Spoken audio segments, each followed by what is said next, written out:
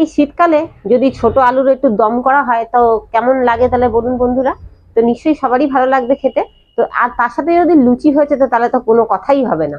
তো আজকে আমি সেরকমই একটা চটপটা মজাদার একটা আমি আলুর দমের রেসিপি নিয়ে হাজির হয়েছি। নমস্কার বন্ধুরা, আমি সোনালী ঈশা অ্যান্ড মাম্মাস কিচেনে আপনাদের সবাইকে স্বাগত। তাহলে আসুন আমরা আজকে এই আলুর দমটা কিভাবে বানাচ্ছি আর আমাদের কি কি লাগছে সেটা আমরা রান্না করতে করতেই আপনাদেরকে সব দেখিয়ে দেবো। আর আমরা প্রথমে কি করবো, আলুটাকে একটু সিটি মেরে আমরা সিদ্ধ করে নেবো। তো আলুটাকে কিন্তু আমি অলরেডি সিটি মেরে সিদ্ধ করে রেখে দিয়েছি। এবার আসুন আমরা রান্নাটাকে শুরু করি। তো আমি কিছুটা ছোট ছোট আলু কিন্তু আমি বলেইছি আগে আপনাদের, আমি সিদ্ধ করে নিয়েছি। এখানে আমি প্রেসার কুকারে একটু জল আর হলুদ আর নুন দিয়ে আমি একটা সিটি মেরে এটাকে সিদ্ধ করে নিয়েছি।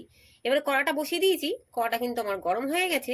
এবারে এর মধ্যে পরিমাণ মতন আমি তেল, তো তেলটা আমার গরম হয়ে গেছে। এবারে আমি নুন হলুদ দিয়ে সিদ্ধ করে রাখা আলুটাকে একটু ভেজে নেব। আর এর মধ্যে কিন্তু আমি এখন কোনো নুন দেবো না, কারণ যেহেতু আমি নুন দিয়ে সিদ্ধ করেছি তার কারণে আমি নুনটা দিচ্ছি না। দিয়ে এবার আলুগুলোকে সব আমি ঢেলে দেবো। আর আলুর কালারটা সুন্দর হওয়ার জন্য আমি একটু কাশ্মীরি লঙ্কার গুঁড়ো এর মধ্যে ছড়িয়ে দিচ্ছি। আর তেলের কালারটাও কিন্তু খুব সুন্দর হবে। এবার আলুটাকে একটু আমি ভেজে নেব। খুব একটা বেশি ভাজার প্রয়োজন নেই, জাস্ট একটু ভাজা ভাজা হলেই আলুটা হয়ে যাবে। আর গ্যাসের ফ্লেমটা কিন্তু এই সময় কিন্তু আমি হাই করে রেখে দিয়েছি। তো এইভাবে করে আমি ভালো করে আলুটাকে একটু ভেজে নেব। তো আলুটা আমার ভেজে নেওয়া হয়ে গেছে। এবার আমি আলুটাকে একটা গামলার মধ্যে তুলে নেব।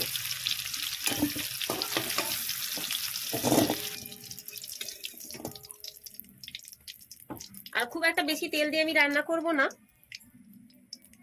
যা তেল আছে এতেই আমার হয়ে যাবে। এবার আমি কি করব, এর মধ্যে কিছুটা সাদা জিরে ফোড়ন দেব। দুটো তেজপাতা নিয়েছি, এটাকেও দিয়ে দেবো। এবারে আমি কিছুটা পেঁয়াজ, এই যে দেখতেই পাচ্ছেন, পেঁয়াজটাকে আমি ভালো করে কুচিয়ে নিয়ে এটাকে শিলনোড়ায় কিন্তু আমি ভালো করে কুচিয়ে নিয়েছি। দিয়ে পেঁয়াজটাকে একটু ভালো করে ভেজে নেব। এবার এর মধ্যে একটু আমি চিনি দিয়ে দেবো, কারণ স্বাদের ব্যালেন্সটা ঠিক রাখার জন্য।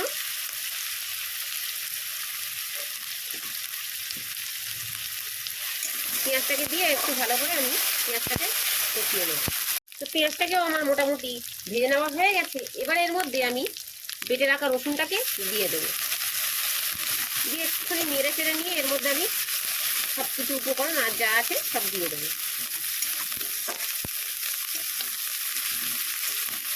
এবার আমি কি করব, কিছুটা আদা জিরে একসাথে করে বেটে রেখেছি, এটাকেও দিয়ে দিচ্ছি। 4 থেকে 5টা কাঁচা লঙ্কা বেটে রেখেছি, এটাকেও দিয়ে দিচ্ছি। মশলাটা যাতে না পুড়ে যায় তার জন্য কি করছি, যে প্লেটটায় মশলা বেটে রেখেছিলাম সেই প্লেটটা ধুয়ে কিছুটা জল দিয়ে নিচ্ছি। আর গ্যাসের ফ্লেমটাকে কিন্তু আমি এই সময় কিন্তু একটু কমিয়ে রেখে দিয়েছি।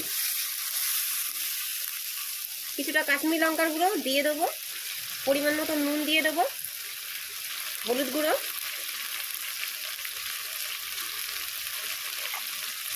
আর এখানে আমি বড় সাইজের একটা টমেটো নিয়েছি, সেটাকেও এর মধ্যে দিয়ে দেবো। দিয়ে মশলাটাকে ভালো করে একটু কষিয়ে নেবো। মশলাটা ততক্ষণ কষাবো যতক্ষণ না মশলাটা থেকে তেল ছেড়ে দেয়। কি করবো, আমি ভেজে রাখা আলুগুলোকে এর মধ্যে দিয়ে দেবো। দিয়ে ভালো করে মশলার সাথে আলুগুলোকে একটু কষিয়ে নেব। এই আলুর দম কিন্তু রুটি, পরোটা, কচুরি যার সাথেই খাবেন অনবদ্য লাগে খেতে।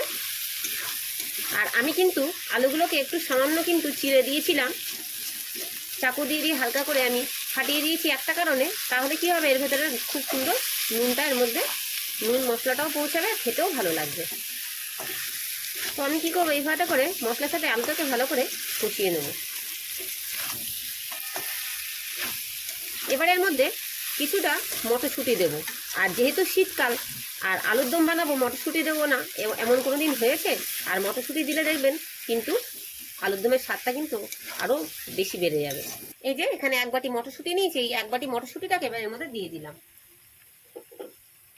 আপনারা চাইলে নাও দিতে পারেন। দিয়ে কি করবো, মটরশুঁটিটাকে দিয়েও ভালো করে একটু কষিয়ে নেব। আর এই সময় কিন্তু আমি গ্যাসের ফ্লেমটাকে একটু লো করে দিয়েছিলাম, আর না হলে কি হবে, আমার মশলাটা কিন্তু পুড়ে যাবে। তো আমার কি হয়েছে, ভালো করে কিন্তু কষিয়ে নেওয়া হয়ে গেছে, দেখতেই পাচ্ছেন। এবার এর মধ্যে পরিমাণ মতন জল দিয়ে দেবো। খুব একটা বেশি জল দেওয়ার দরকার নেই, যেহেতু আমি আলুটা কিন্তু সিদ্ধ করে নিয়েছি, তো আমার খুব একটা বেশি জল দিতে প্রয়োজন হবে না। আর যখনই যে কোনো রান্নাই করবেন, আপনাদের কিন্তু আমি আগেও বলেছি, আপনারা আপনাদের নুন ঝালটা আপনাদের বাড়িতে যে যেরকম খায় সেই হিসেবে আপনারা দিয়ে নেবেন। তো আমি যে জলটা দিয়েছি এতে আমার হয়ে যাবে। এবার এটাকে আমি কি করব, ভালো করে ফুটতে দেবো। এদিকে আমার আলুর দমটা হয়ে গেছে, দেখতেই পাচ্ছেন। এবার আমি উপর থেকে একটু বেটে রাখা গরম মশলা এটাকে দিয়ে দিচ্ছি।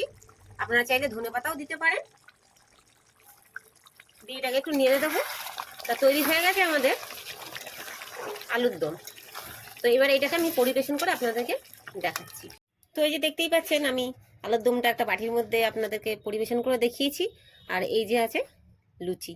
তো এই লুচি আর আলুর দম দিয়ে আজকে আপনাদেরকে আমি পরিবেশন করে দেখাচ্ছি। আশা করি আমাদের ভিডিও আজকের আপনাদের সকলেরই ভালো লেগেছে। আর আমাদের যদি ভিডিও আপনাদের ভালো লেগে থাকে তো অবশ্যই লাইক, শেয়ার এবং কমেন্ট করে দেবেন। আর কমেন্ট করে জানাবেন যে আমাদের ভিডিওগুলো আপনাদের কেমন লাগছে।